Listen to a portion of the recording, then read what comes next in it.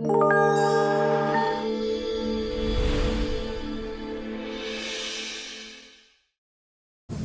토론회에서 발제를 맡게 된 4차 혁명 대비 특화적 정책을 발표할 특화적 사업자 정책과장 박호정입니다.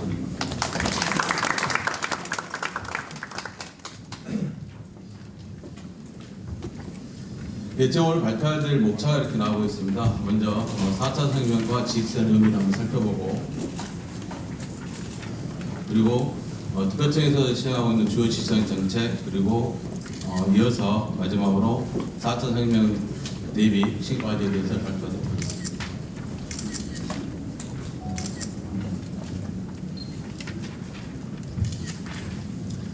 여러분, 오늘 주제가 4차 산업혁명과 지식산업입니다.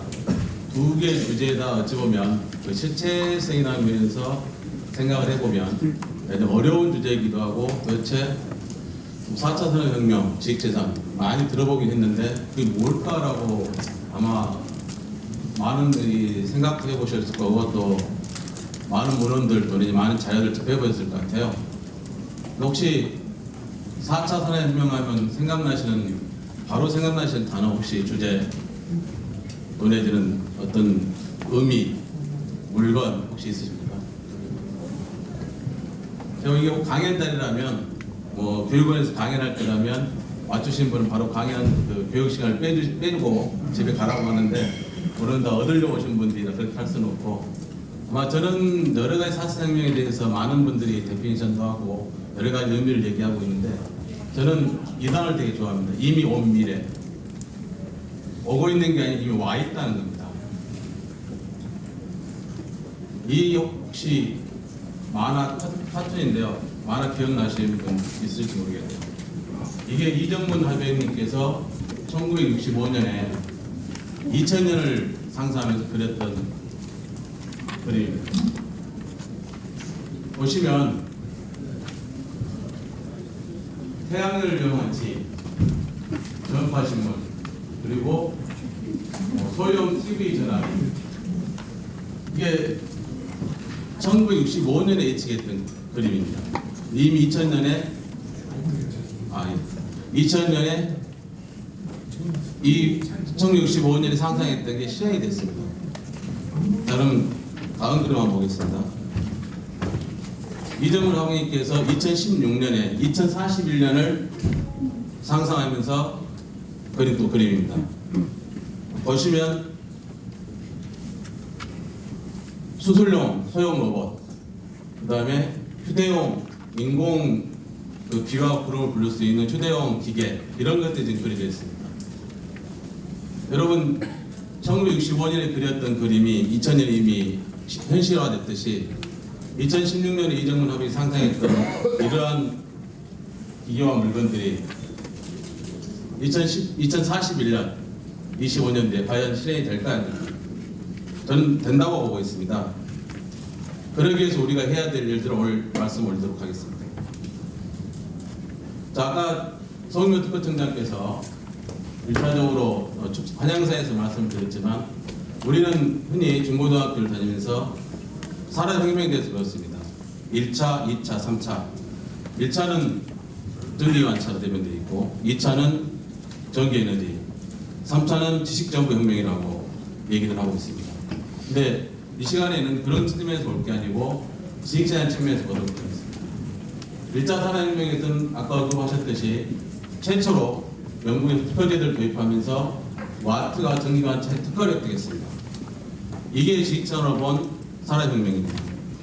여러분 아시다시피 영국에서는 이러한 특허제도로 대영 제국의 번영을 부과했습니다. 물론 다른 요소도 같이 있었던 거죠. 그 당시에 영국에 있는 발명가의 80%는 특허를 한 건 이상 소유했다는 겁니다. 그리고 이러한 특허제 도입으로 인해서 전 분야의 특허 건수는 한 3배 정도가 증가했다는 통계가 있습니다. 2차 산업혁명, 전기에너지로 대변되고 대량 생산혁명이라는 이름으로 데피니션 되고 있습니다. 그렇지만 IP 분야에서 보면은 미국이 세계 최초로 특허 심사 체계를 구축하고 그 유명한 링컨 대통령께서 1차 프로 패턴 정책을 펼쳤습니다. 여러분 링컨 대통령 하시면 뭐가 기억나십니까? 다 보셨잖아요. 의회 해방. 근데 이 IP사에 대해서는 링컨 대통령 하면은 미 대통령 중에서 유일하게 특허권을 가지고 있는 분. 그 특허권은 배가 강을 지나다가 얕아져서 움직이지 못할 때 부력을 이용해서 그 좁은 공간을 지나가게 할 수 있는 그런 특허를 출원하고 등록을 받으셨습니다. 40세 때 받으셨다고. 근데 저는 뭐 이 자리에서 어떤 의미를 두고 한 얘기는 아니고 우리나라 대통령 중에서 특허권을 가지고 계신 분이 있습니다. 노무현 대통령 가지고 계시죠. 돌아가셨지만. 자, 미국에서 여러분 또 하나의 주목할 만한 재밌는 어떤 그 얘기거리인데요. 토마스 제퍼슨 대통령 아시죠? 이 3대 대통령. 이분이 대통령 말고도 역사적으로 유명한 역할을 했습니다. 초대 특허청장이십니다. 지금도 그 USP 또 미국 특허청 로비에 가면은 토마스 제퍼슨 흉상이 있습니다. 흉상이 있습니다. 근데 재밌는 거는 그 흉상을 보면 코가 굉장히 바늘바늘 윤이 납니다. 코가. 왜 그런 줄 아십니까? 혹시 가실 기회가 있으면 한번 해보시라고 제가 알려드린 건데요. 그 코를 만지면 부자가 된답니다. 돈이 들어온답니다. 돈이. 그래서 저도 갈 때마다 미국 주간 근무하면서 만졌는데 아직까지 돈이 들어온 것 같지는 않습니다만. 그래도 한번 가시면 꼭 한번 시도해보시고 혹시나 압니까? 가셔가지고 좋은 그 행운이 올지. 어쨌든 그런 에피소드가 있고요. 그 다음에 3차 산업혁명. 이걸 미국 레이건 대통령께서 2차 프로페트 정책을 펼치면서 미국이 그 유명한 다이아몬드 판례, 즉 미국 컴퓨터 관련한 발명 특허를 인정한 시기입니다. 이 판례를 토대로 해서 미국은 컴퓨터와 전자 분야에서 커다란 발전을 이루면서 컴퓨터 분야의 특허 건수가 3.4배도 증가하게 됩니다. 자, 이렇게 보았듯이 영국은 근대 특허제를 최초 도입해서 미국은 프로페이턴트 즉 친특허 정책으로 경제 번영을 부과하면서 세계 강대국으로 등장하고 그 번영을 누리고 있습니다. 그럼 이제 남은 것은 제4차 산업혁명입니다. 만물 초지능혁명이라고 불리는 4차 산업혁명에서 AI, 빅데이터, IoT 등 여러 가지 분야에 지금 급속한 기술이 발전이 진행되고 있습니다. 이 4차 산업혁명을 주도할 국가는 어디일까요? 벌써 AI 등 4차 산업혁명의 핵심 분야에서는 특허 건수가 급격한 증가를 보이고 있습니다. 12배 가까운 통계상.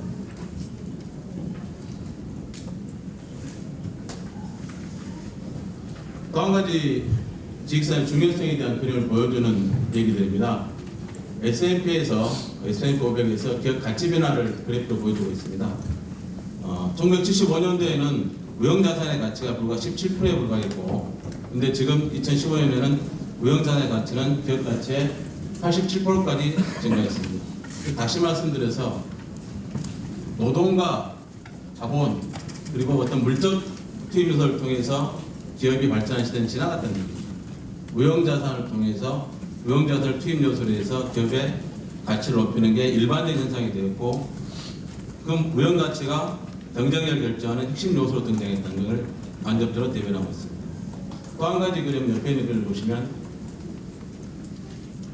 좀 일자리 되게 중요합니다. 무엇보다 우선시되는 게 일자리 창출하는 겁니다. 자, 그러한 시대에 IP 지식산 집약산업, 즉 IP의 투입 요소로 산업의 어떤 경쟁력을 제고하는 분야의 산업들이 과연 그럼 고용 창출에 얼마나 기여를 하고 있는지 분석된 자료를 보여주고 있습니다. 보시면 미국에는 2014년 기준으로 전체 고용의 27% 그리고 유럽의 경우에는 그보다 많은 비중이 지식산 집약산업에서 일자리가 창출되고 있습니다. 우리나라 경우에도 2014년 기준으로 약 260만 명의 고용 인력들이 지식산 집약산업에 고용돼서 일자리를 찾고 있습니다. 이 비율은 전체 한국 고용 비율의 한 20% 정도 차지하고 있습니다.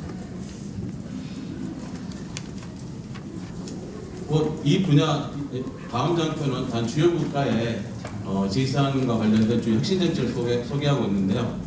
이 얘기를 미국, 일본, 중국에 대한 사례를 예시해놨는데 이 사례를 말씀 안 드려도 왜 우리가 4차 혁명 시대에 지식산을 활용하고 창출하고 활용하고 보호해야 되는 데 대해서 이미 앞단에서 이미 충분히 인식이 됐을 거라고 기대가 됩니다.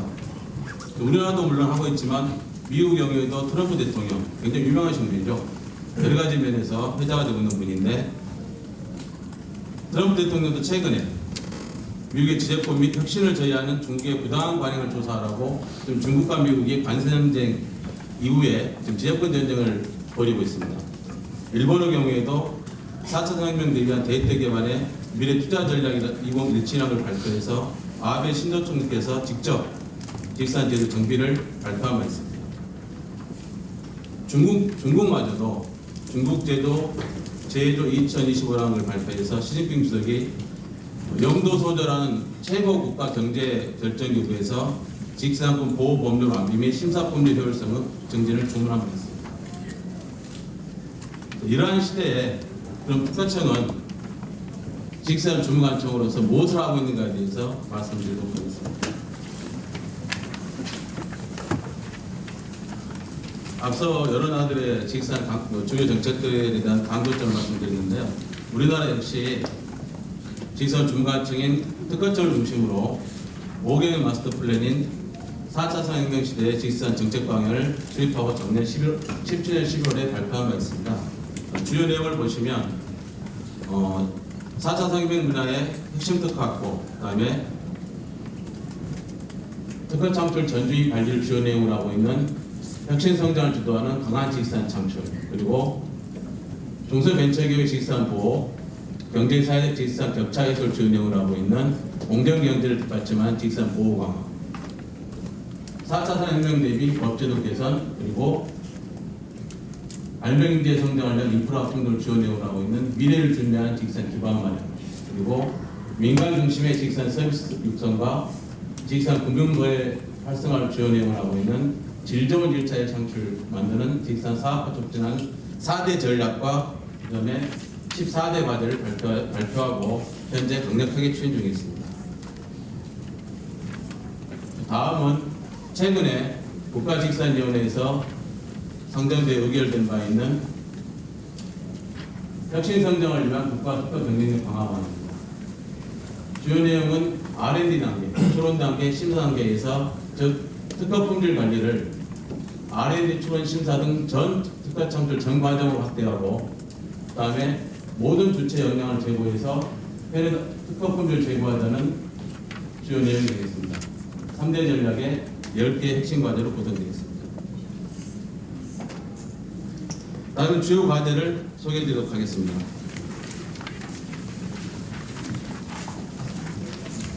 모임들 계시는데 이런 유머를 해도 되는지 잘 모르겠습니다.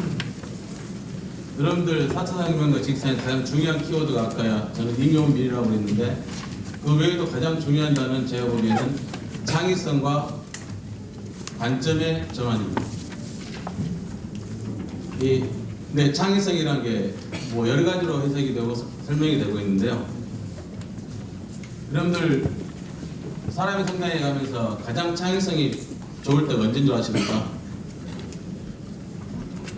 저는 단연코 유아 시대라고 생각합니다. 유치원 시절. 안타깝게도 나이가 들고 경험이 쌓일수록 지혜가 생기는 반면에 머리는 그 말랑했던 머리가 딱딱해진다는 생각입니다. 그래서 제가 한번 초등학교에 있는 선생님을 통해서 들은 얘기인데요. 혹시 그 초등학교 시험에서 선생님께서 불행한 일이 연속으로 일어난다 라는 걸 레이더로 한번 적어보라고 했답니다. 여기 계시면 다 아시죠 뭐. 설로 시작되는 사자성어 다 설상가상이라고 아마 여기 계신 분들은 다 그러실 것 같아요. 근데 초등학생들은 뭐라고 썼냐면은 설사가 또라고 썼답니다. 설사가 또. 제가 보기에는 그런 초등학생들의 어떤 머리가 설상가상보다는 훨씬 더 말랑말랑하고 창의성이 뛰어나다고 생각합니다. 근데 어찌됐든 연륜이 쌓이면서 머리가 딱딱해지는 건 어쩔 수 없는데요. 어떤 그런 것들을 방지하기 위해서 지금 김구학 의원님께서 사실 작년에 발명교육지원법이라는 걸 제정해 주셔가지고 저희들이 사실 그 발명교육지원법을 시스템은 만들어졌는데 그 안에다 컨텐츠를 채워야 생각을 하고 있습니다. 그 과거에 있었던 발명이라는 어떤 내용을 더 넘어서서 창의성이라는 내용을 좀 담아보려고 부단히 노력을 하고 있는데요. 어쨌든 그런 인프라를 만들어주신 의원님이 계셨기 때문에 저희들이 아마도 지금은 유치원생들이 설사또라는 창의성을 얘기하고 있지만 앞으로 초등학교까지는 그런 창의성을 가져가지 않을까라는 기대를 좀 해봅니다. 다시 한번 우리 의원님께 감사드립니다. 핵심 과제에 대해서 몇 가지를 소개해드리는 순서를 갖도록 하겠습니다. 먼저 R&D 분야 핵심 과제로서 4차 산업혁명 분야 세부기술 구축조 및 특허 분야 상호 연계 과제입니다. 이 얘기는 무슨 얘기냐면 정부에서는 최근에 4차 산업혁명 기술 중심의 13대 기술 분야를 발표했습니다. 근데 이 4차 혁명 기술은 융복합화로 세부 기술을 구축하기 어려운 상황입니다. 그러나 특허청은 특허 분류 전문성을 가지고 있어서 이러한 혁신 성장 동력 분야의 세부 기술을 구축하고 이를 특허 분류와 상호 연계해서 국제 표준화를 추진할 예정입니다. 여러분들 우리나라 경제적으로는 세계 한 12, 13위 아마 규모의 강국입니다. 특허 분야에서는 과연 몇 위쯤 될까요? 이거 아시면 선물은 준비 안 했지만 선물을 드리도록 하겠습니다. 주소대로. 우리나라가 IP 분야, 특허 분야에서는 5대 강국 중에 하나입니다. 미국, 유럽, 일본, 중국, 한국.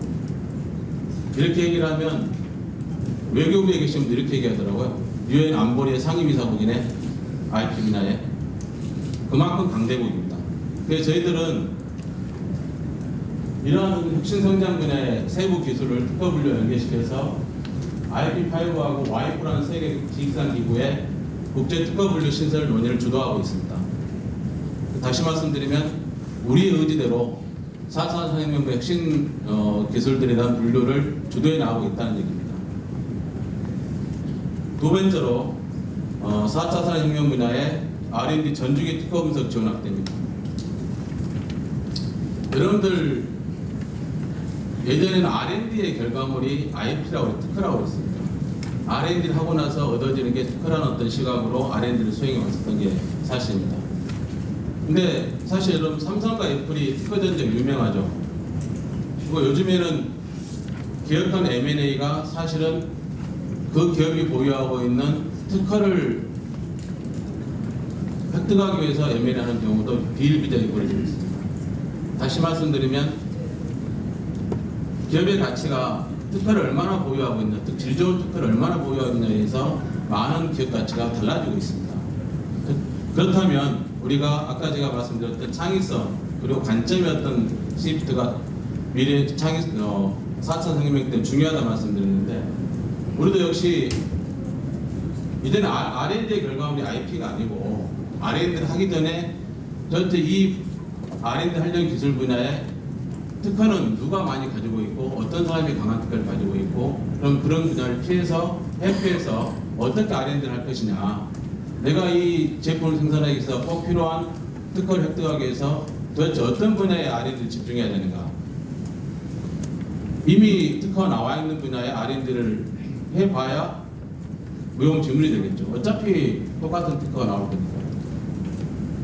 그런 관점의 어떤 변화가 매우 중요하다고 봅니다. 즉 R&D를 시작하기 전에 전 세계 특허 동향을 분석을 해서 선행기술을 어느 분야에 R&D를 집중할 건가, 또 어떤 분야에 R&D를 집중하지 못한다면 기존에 있는 기술을 어떻게 사들일 것이냐, 라이센싱을 할 것이냐, 이런 어떤 전략적인 관점의 변화가 필요하다는 얘기입니다.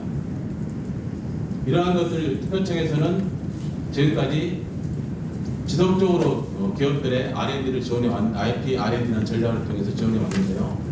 이 4차 혁명 분야의 핵심 분야에 대해서도 18년 113개 과제에서 2022년까지 354개 과제로 확대해서 지원하도록 하겠습니다.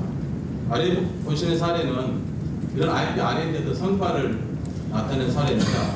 키스트라는 우리나라 한국과학기술연구원에서 IP R&D 지원을 받았더니 건당 기술료 수입이 한 6.7배가 증가하다는 실증적인 데이터를 내놓은 바 있습니다. 다음은 4차 산업혁명 분야 핵심 추진특 확보입니다. 여러분 특허는 우리나라가 많은데 표준 특허가 부족합니다. 표준 특허. 미국이 한 4,000개 정도 되는데 표준 특허를 보유하고 있다는데 우리나라는 900개 정도. 지금 다시 말씀드리면 어떤 기술을 구현하기 위해서 꼭 써야 되는 그런 특허, 표준 특허를 한다면 그러한 특허들이 좀 부족하다는 겁니다. 그래서 이러한 것들을 지원하기 위해서 특허청에서는 표준 특허 획득의 가장 주무부처인 과기정통부와 산업부랑 협력을 해서 표준 제한세에 대한 특허를 분석하고 표준 핵심 특허를 어떻게 확보할 수 있는에 대한 전략을 수립해서 제공할 예정입니다. 심사 분야 핵심 과제 두 가지만 소개하도록 하겠습니다. 우선 심사를 확대할 예정입니다. 즉 4차 산업혁명 분야의 핵심 분야가 되는 기술들에 대한 원천 핵심 특허 확보를 위해서 우선 심사를 지원토록 하겠습니다. 우선 심사 지원 대상은 인공지능, 빅데이터, 사물 인터넷 등 7대 기술 분야로 선정하고 이런 우선 심사를 통해서 전체 평균 16.4개월 걸리는 심사 기간을 5.7개월로 줄여서 심사 종결 기한 기준으로 10.7개월을 단축하도록 하겠습니다. 두 번째로 심사 분야에서 4차 산업혁명 분야의 심사 조직을 준비하고 업무 방식도 혁신하고 있습니다. 일단 4차 산업혁명 기술에 대한 고품질 전문 심사 서비스를 제공하기 위해서 전담 심사들을 신설하고 기술 분야별 전문 심사 인력 증원을 추진하고 있습니다. 또 하나는 현재는 특허청 심사관들이 다 단독 행정기관입니다. 여러분들 모든 공문서가 기관장 이름으로 나갑니다. 근데 저희들 특허, 상표, 디자인 심사관들은 심사관 이름으로 나가는 단독 행정기관입니다.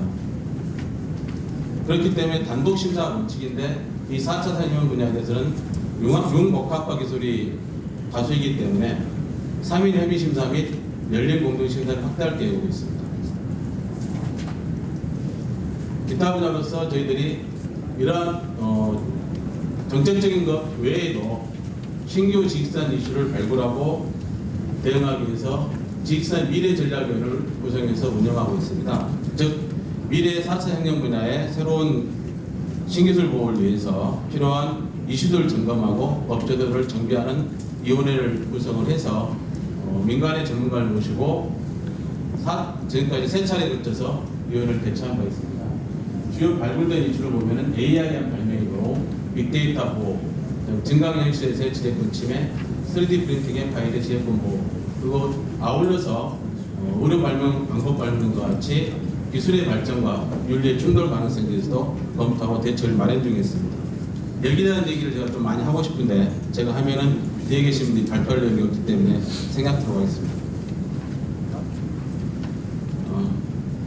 또 하나는 여기 중소벤처기업 계신 분들 오셨죠? 사실 중소벤처기업 종사하시는 분들한테는 가장 중요한 게 돈입니다. 돈. 그래서 저희들이 중소벤처기업들의 대상으로 해서 특허 연차 등록률을 확대하는 방안을 시행하고 있습니다. 즉 다시 말씀드리면 4~5년차에 30% 감면하던 것을 50% 감면으로 확대했고요. 이러한 확대 방안에 따라서 중소기업 특허 한 건당 20년간 유지 비용이 392만 원 절감되고 전체 중소벤처기업으로 봤을 때 특허 유지 비용이 연간 266억이 절감된 효과를 가지고 있습니다. 그럼 마지막으로 에티리아 협업해서 인공지능을 저희 심사 시스템에 적용하고 있다는 내용을 말씀드리도록 하겠습니다. 네, 지금까지 경청해주셔서 감사드리고요. 질문이나 궁금하신 게 있으면 패널 토론 시간에 해주시면 답변드리도록 하겠습니다. 감사합니다.